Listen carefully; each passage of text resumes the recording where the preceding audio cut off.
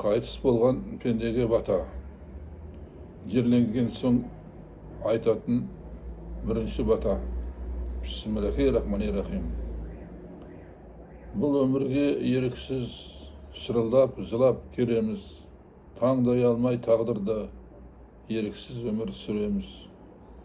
Дәм тұзымыз таусылып, туысқандарды қайғыртып, қия алмай жалған өмірді еріксіз жылап кетеміз.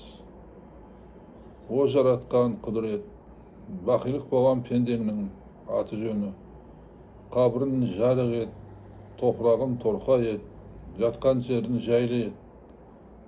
Қыл көпірден құлатпай, тозақ отына енгізбей, қиямет күні қинамай, оңынан беріп дәптерін, жәннаттың төрін нәсіп ет, о жаратқан құдірет.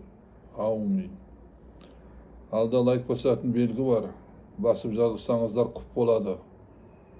Маған бата таратуға, сіздерге сауап алуға. Рахмет. Аумин.